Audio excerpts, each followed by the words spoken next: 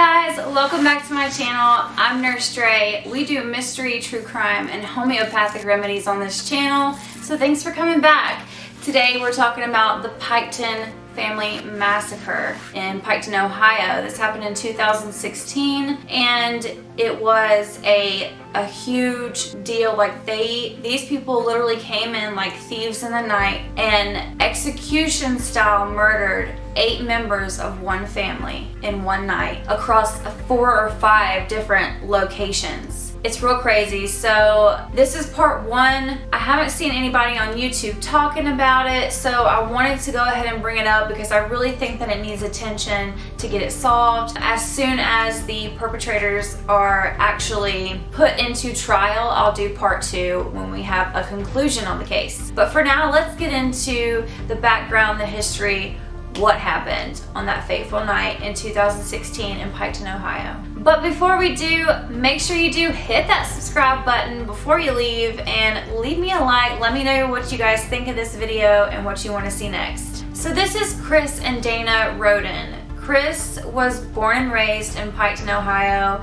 His family had bought the farm that he originally had like 50 years prior to this day, and when his father passed away, he and a few other of his siblings inherited his father's land, and his siblings all sold their part, moved away, but Chris Rhoden decided to pick up roots and stay in Piketon, Ohio. He eventually married Dana Manley, and at the time of their murder, they had 3 children. They had Frankie, little Chris Jr, and Hannah. Hannah was 19, Frankie was 20, and little Chris was only 16. And he would be the youngest of the family to pass away that night. But not only these 5 were murdered that night, but also Kenneth Rhoden was in the house with Chris Rhoden at the time. He was also murdered, so he would be the 6th. So Gary Rhoden and Kenneth Rhoden, who were cousins of Chris, were also murdered that night. So on Friday, April 22nd at 7:53 a.m., a frantic call comes in to 911. What's going on? There's blood all over the house. My brother-in-law's in the bedroom. It looks like I beat the hell out of them. It looks like they're dead. You think they're both dead? I think they're both dead. That is Bobby Jo Manley telling the dispatcher that she has just showed up to her brother-in-law's house and has found him bludgeoned to death, and has also found his cousin Gary shot to death. And she believes they're completely dead and she has no idea what's going on. Now, a few minutes later, at another property, the property number 2 down the road, Frankie Rhoden, the 20-year-old son of Chris and Dana, and his fiancee Hannah Gilley, they were both 20 years old. They were found together in bed, shot to death. The 3rd property that was found a little bit further down the road was Dana Rhoden and daughter Hannah Rhoden. And right beside Hannah Rhoden was her 4-day-old newborn baby that had not been touched though. So these people were sleeping next to children. Frankie and Hannah had a child that wasn't touched in the murders, but they were. And then here we have Hannah, who has a newborn baby, and she wasn't touched. And Hannah actually had a 4-year-old daughter named Sophia that we'll get into a little bit later, but she was thankfully at her father's house that night and was unharmed. And then we come up to property number 4, where Kenneth Rhoden was found, a cousin of Chris. Now, at this time, they know that they have 7 bodies, but there's one person missing out of this entire family, and that's little Chris, the 16-year-old boy. Chris is known to be a wild child. He was really spunky, mischievous, didn't care what people thought about him, you know. He was actually considered to be the first suspect in all of this because he was missing. When they found all these bodies originally, he was the last one and they didn't know where he was. Well, not too long after they started investigating to try to find Chris, they did end up finding little Chris in his house, of all places, which is like, duh, go there first. But yeah, he was in his house and he had been shot. execution style as well. Now, first police were thinking maybe this was a murder-suicide. Maybe Chris went and shot these people, or one of them went and shot everybody and then shot themselves. But the problem was every single victim had multiple gunshot wounds, at least 2 on every single victim, and most of them in the head. But it seemed a little personal because Chris Rhoden Sr. had been beaten and had been shot 9 separate times. So this seemed like this was not a murder-suicide. It seemed like somebody did this and it was personal and they didn't know who. This was the biggest thing that ever happened in Ohio. It's the biggest investigation in Ohio's history in the entire state. This was a sleepy town. This was, you know, a place where crime wasn't a thing. People left their doors unlocked. I mean, this really shook the community because they now know that this is not a murder-suicide. There's actually a murderer or murderers on the loose in Ohio somewhere, maybe even still in Piketon, and we don't know who it is. So I kind of want to talk about each of the victims because it's important that we know who these people are and what they were involved with. So Chris Rhoden Sr. was a construction worker, and when times were slow, he would basically take old cars, fix them up, and flip them and sell them for money. And Dana Rhoden, I think Chris was 40, Dana was 38 at the time, and Dana was a nursing assistant.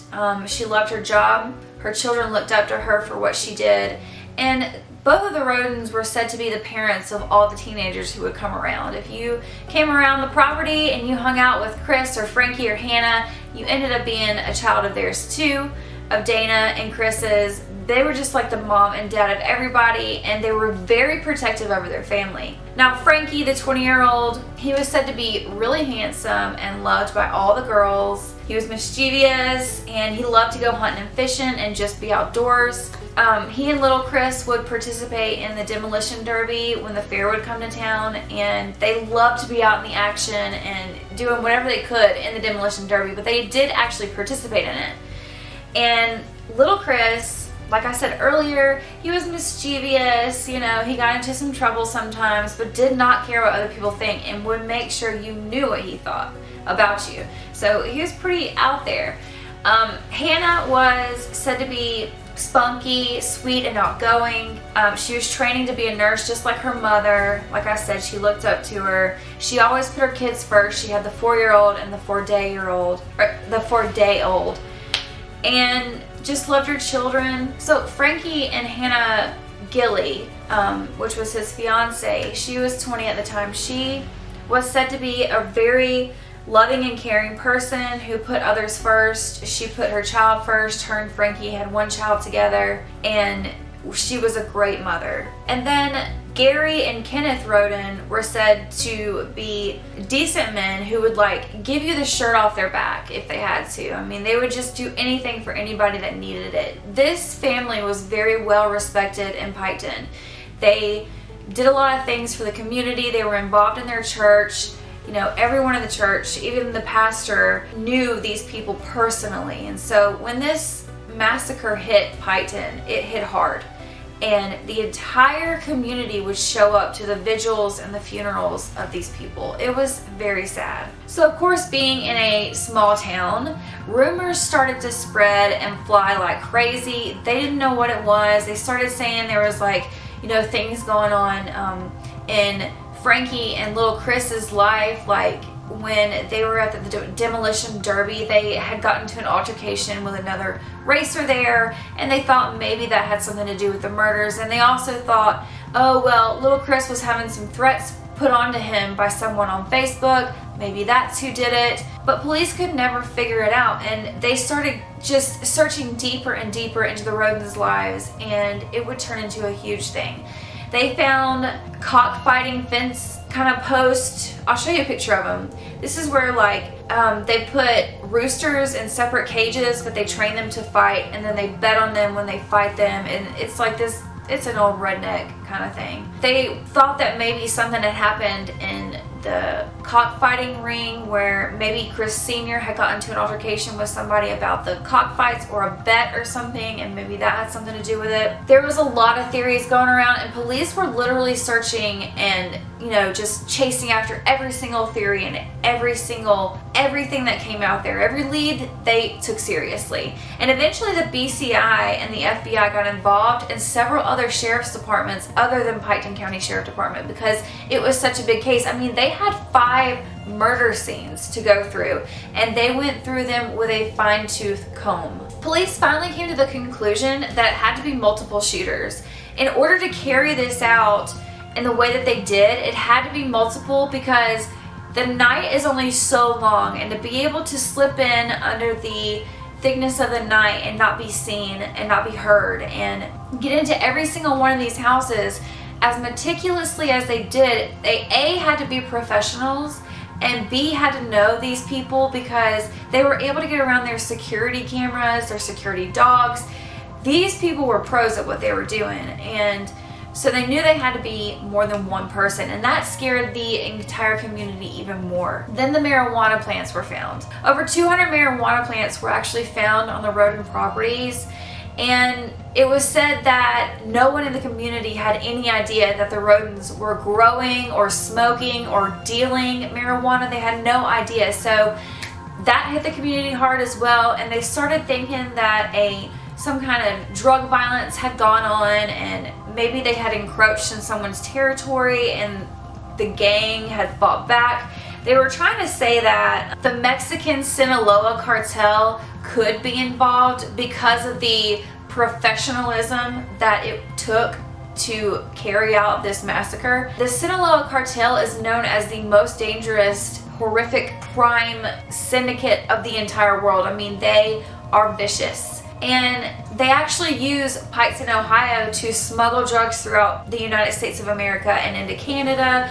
They grow them there. And at the Rhodens, there was over $500,000 worth of marijuana there that was found. So they thought maybe the Sinaloa cartel had maybe found out about the Rhodens dealing marijuana and didn't want them doing that on their kind of turf kind of deal, and wanted to send a message. But there were so many holes in that theory. These killers really had to know the Rhodens and where they were going to be sleeping and in which beds. They really had to know where the dogs were. The dogs did not go after whoever killed them. These were attack dogs, Doberman pinchers. They were not just regular animals that live on a farm. These were there to attack, and they did not attack these people, so they had to know them. They also were able to get around the multiple security cameras that were on the farms. So for them to be able to get around that, they had to know where those were too. Also, the cartel is, like I said, is ferocious. They would not go in there and just leave the children alive next to the parents and just shoot the parents. No. That fact that these people who killed the Rhoden family had left these children alive showed some kind of morality, and the cartel does not have morals, period. So very soon, the whole cartel idea was kind of thrown out the window. So police start to turn into the family as a focus. They start to look at Bobby Jo Manley, who is, you know, Dana's sister, and she had originally found Chris and Gary, the first people to be found dead. So they looked at her, they're like, why were you here this morning? They had interviewed her several times and could not come up with a real reason why she had been there that morning. I guess she just never told them a reason, I don't know. But she went through multiple, I think like 3 or 4 lie detector tests and passed every single one of them. So she was ruled out as a suspect. Kenneth Rhoden's brother was a suspect at one time. He was ruled out.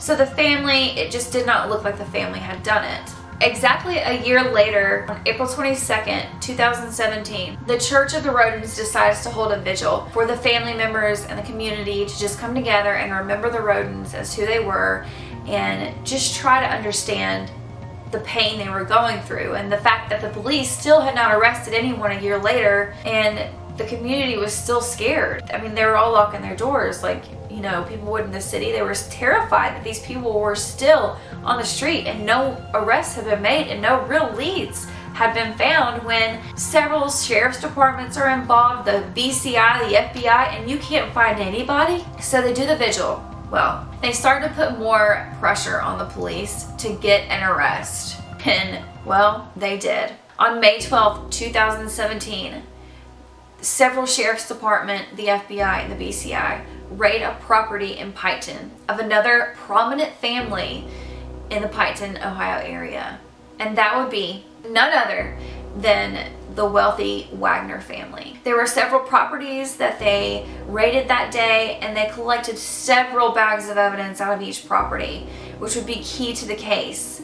And police believe that they actually found their killers. Now, this is Fredrika Wagner. She's the matriarch of the family. She is the grandmother. She owns all of the farms that the Wagners own, which is several acres and millions of dollars worth of farm. And they own a horse farm where they breed special horses, and they're able to sell them at a very high price. People come from all over the country to the Flying W farms to buy horses from this family because they're so prominent, they're well known, and the horses are a very good breed. So this is Billy and Angela Wagner. They have two sons, and one of their sons is Jake Wagner. The reason they started looking into the family is because of Jake. Jake and Hannah Rhoden, the 19-year-old in the Rhoden family, they had the 4-year-old child Sophia together. Now, recently they have been going through a huge custody battle with Sophia. Hannah had decided to break up with Jake, and she decided to date someone else and therefore got pregnant and had a baby by another man. And Jake and her were going through this custody battle with Sophia. So they started thinking, let's just look into this lead and see where it goes. So the police start putting pressure on the Wagner family. They start questioning every one of them. Where were you? What were you doing? Who were you around? Everything. And they end up, instead of cooperating with the police and just answering regular questions, they end up plot twisting the entire thing and picking up everything they own and everybody, and they move to Alaska. Straight out of nowhere, don't tell police, and just leave and go to Alaska.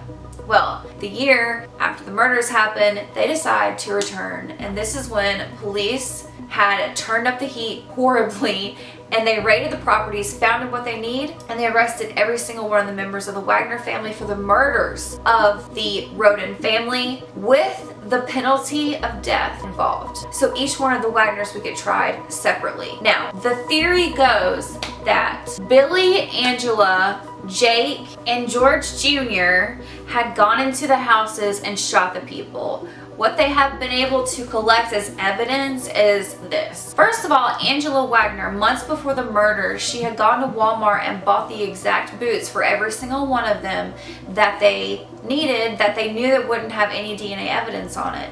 When they left footprints there, those footprints matched the boots that went to Angela's buying spree of boots. So they matched those. Those were at the Wagner residence. They also found that on their lawnmowers, they had taken parts of their lawnmowers off and made actual homemade silencers for the guns, so that when they shot someone, you know, they wouldn't wake up the next person or whatever. So they wanted it to be quiet, and that's how they were able to get away with it. They also had something called, I think it's called metal catchers. They're like these net things that go on guns, so that when you actually shoot the gun and the bullet releases, the shell of the bullet releases out, it catches the shell, and that shell won't be left at the crime scene. However, some of the shells did get left at the crime scene, and they were able to match those shells to the ammunition that was found at the Wagner property. So all of this stuff is starting to match together. The police have stated that it's like 1,000 puzzle pieces that we had to put together, and finally we were able to put the final puzzle piece together and get the confirmation that allegedly the Wagners carried this out. Now, Fredrika Wagner, the mother of George,